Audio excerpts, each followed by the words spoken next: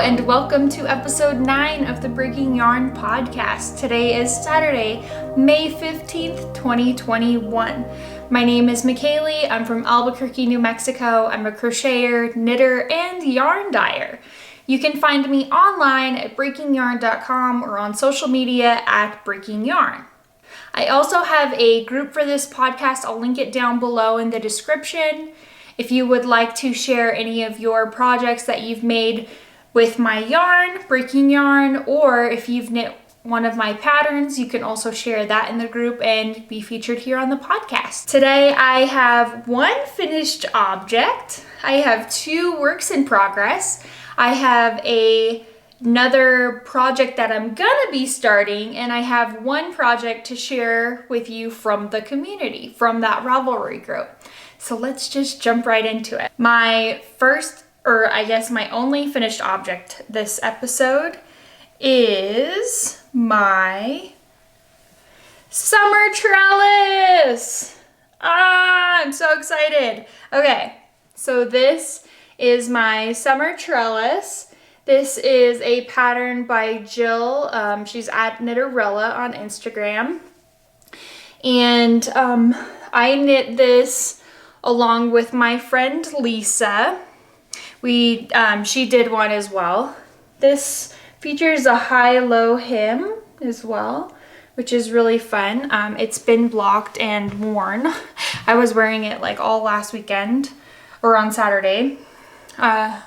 Sunday, my bad, Sunday. And let me just put it on so that you can see what it looks like. Here we go! I'm wearing my summer trellis now. Isn't this so fun? Okay, so let me tell you what I did. I dyed the yarn that I used for this project out of Kool-Aid. I bought the Precoisa base from Knit Picks. I'll link that down below in case you're interested in checking it out. It's 100% merino wool. It is not superwash, but I don't wash my hand knits in the washing machine anyways, so I'm not super concerned about that. This top color that I did the yoke in is cherry, 6 packets of cherry Kool-Aid. This middle section that I faded into next is black cherry and 1 grape. So 5 black cherries, 1 grape. And then the bottom, purple, is all grape. So it's six packets of grape. And I faded them together. I did an 18 row fade, which is probably too much. I mean, I don't know. I think it looks really good and it fades very nice. And when I'm just knitting stockinette, I get a little bored. So the fading of the colors together actually created a lot of interest for me, and it made it very exciting. And so I will probably maybe try that on again on another project that just has plain stockinette at the bottom after the yoke, because the yoke is really fun to do. It has these diamonds that connect together and they go all the way around. I don't know if you can see that very well, but the diamonds, it was really fun charts to do. I stopped when I had 30 grams left of this black cherry color because I realized I was gonna have to do it in my sleeve and I wasn't sure if I would have enough. Oops, need to turn that off. And make sure this is on silent.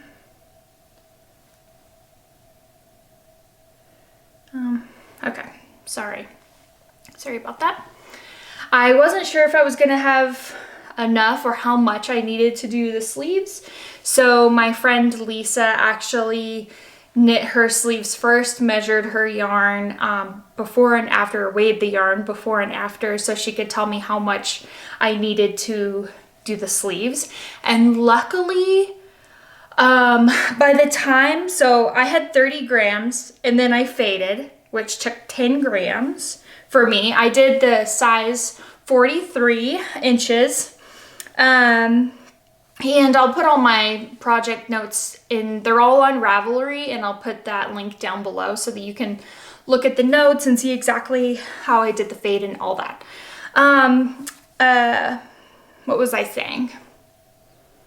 Oh yeah, so I had 20 grams, a little less than 20 grams left by the time I finished doing the fade section, because remember it's an 18 row repeat, so that took a little bit more. It took 10 grams. And then, so Lisa did her, so I had a little less than 20 grams left, and Lisa did her sleeve, weighing the yarn before and after, and told me it took about 8 grams. So, and we did the short sleeve version. There is like a 3/4 length sleeve version, obviously, that you can do, and we both did the short sleeves, but I really love the short sleeves, and I can't wait to make another short sleeve shirt. Ding, ding, ding. We'll see. I'll show you. Anyways, so it took 8 grams each, so I had just enough yarn with a little bit extra, maybe 5 grams left. After doing the sleeves. So that was kind of perfect yarn management. I'll put those notes about the sleeves. I haven't added that yet, but I will add that to my project page so that if you find yourself in that situation where you're like, am I gonna have enough yarn? You'll know. It's 8 grams at least. I did the size 43, and there's one extra decrease in that round than Lisa's size. I can't remember what she did, but yeah, so that's it. This is my summer trellis. I am super excited to have this done and have another garment to wear. So this is my second sweater, or I guess technically it's my third sweater, because I knit one for my baby. I knit the painting brick sweater, and then now I knit this, and I am excited to cast on more short sleeve tops and sweater projects. So that's very exciting. I did post a photo of it last week on Instagram, so some people already saw it finished. But yeah, I'm just, sorry, I don't know what to say. I'm really excited about it. Okay, moving on. I have 2 whips to talk about.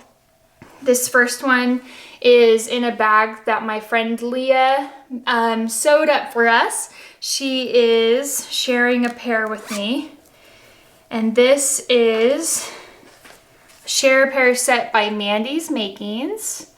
And this is the Mardi Gras beads. 70% superwash merino, 20% nylon, 10% silver stellina. And look at my sock progress. I have like yarns everywhere, sorry. Look at this. Okay, so last episode, I was just before the heel. I was definitely procrastinating starting the heel. I was feeling a little nervous.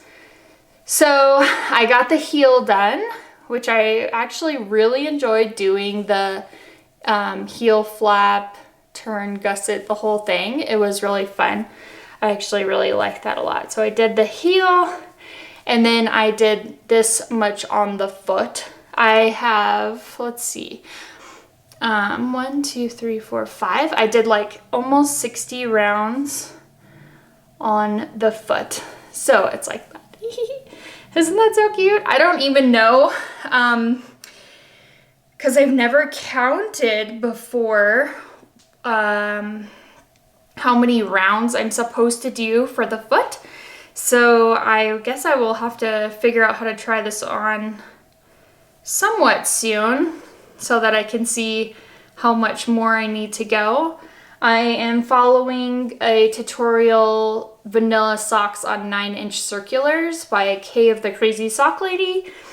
And hers, I think, was like maybe 80 or 90 rounds, something like that. I just counted her stitch markers, and I know she places them every 10 rounds, which is what I did. I had to order more because this is all I have.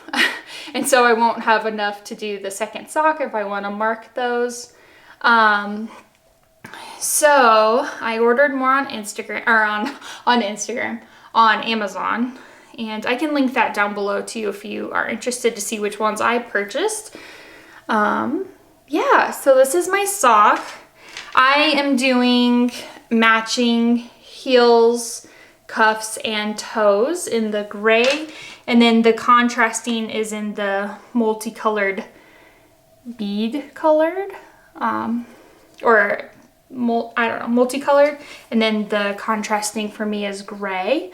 And also one other thing I did was I am doing 3 rounds of the multicolor, 1 round of the gray, because I want to make sure I have enough to do matching heels, toes, and cuffs with the gray, and that I don't run out.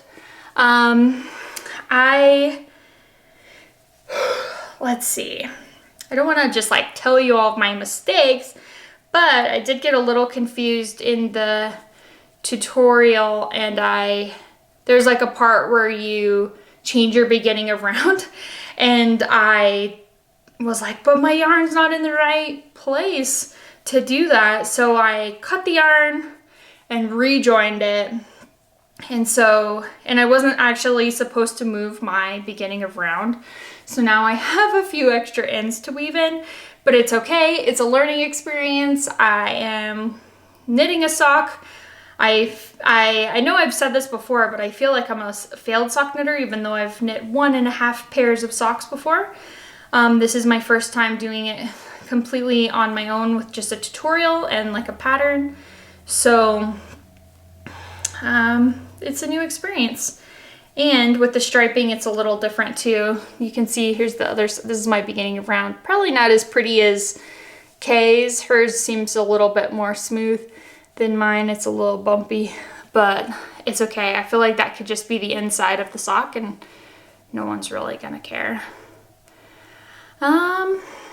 Is there anything else? I am knitting this along with my friend Leah. She is Leah Loves to Knit on Instagram, and she is doing a shorty sock with a cute little ruffle at the top. It's so cute. I might have to try shorties next time I am doing socks. Maybe for summer sock camp. We'll have to see if I can finish these up and get going so I can participate in that. It starts June 1st, I think. So that's my share pair set. Maybe next episode I can have at least 1 sock done. We'll see. My next work in progress is in a bag by Jenny of Mountain State Stitches. I love this bag so much. And this is my crocheted Playtime Shawl. I am crocheting this pattern by Natalie of Knitty, Natty.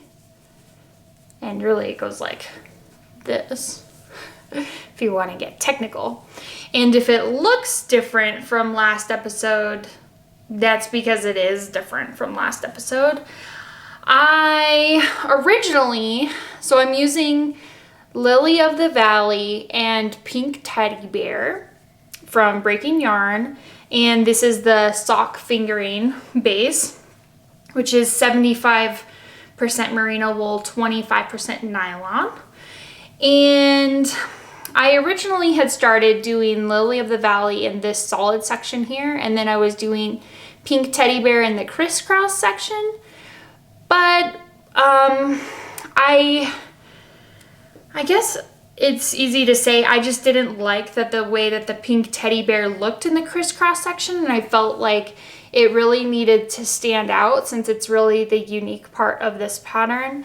And so I actually started all over again from last episode. I started all over again and I switched the colors. So I started with Pink Teddy Bear, and then I did the crisscross section in the Lily of the Valley. And then on this next section where I would have done solid Pink Teddy Bear, I decided to do striping. So I just alternated every other repeat. I just alternated the colors, and I just love how that looks. And then I also just did another section of the crisscrosses. So those are really fun to crochet. This is my first time crocheting a shawl, or really, well, no, I've done like headbands and hats and things like that. Blankets, amigurumi, but I've never done like a shawl, so I'm really excited for how this is turning out. It's so tiny still. And I love those colors and how they play together. I think it's really nice. It's a nice little combo, and I can't wait to be able to wear it soon. The yarn, like I said, is Pink Teddy Bear. Oops. The yarn I'm using is Pink Teddy Bear, and this is in my sock fingering base. And then trigger warning, here's a little warning for you. If you get stressed out by yarn messes, please look away right now, and I'll tell you when you can look back.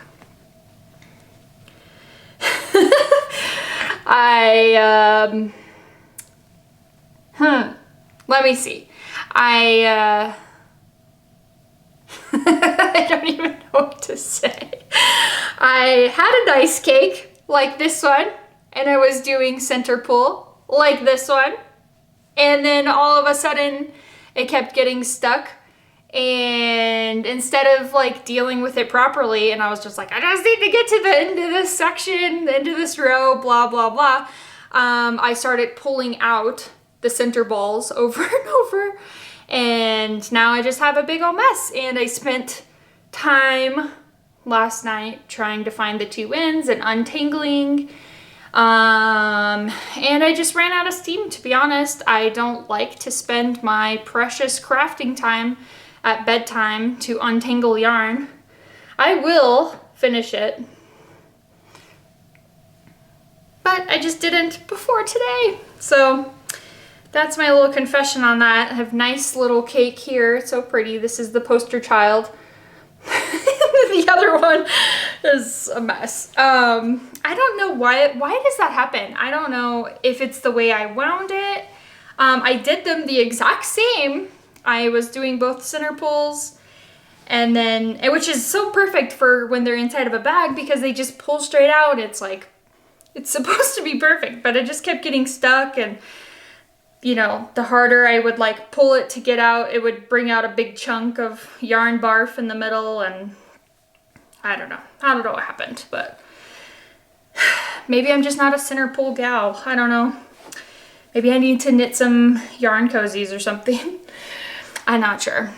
But I am using just a simple boy hook. This is a G6 4.25 millimeter for this pattern.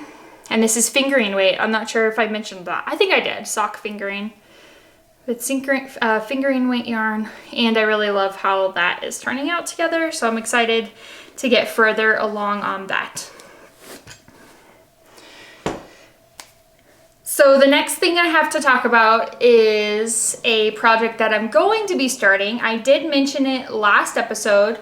It's a project in this book by Knit Picks called Vertex Color Block Projects.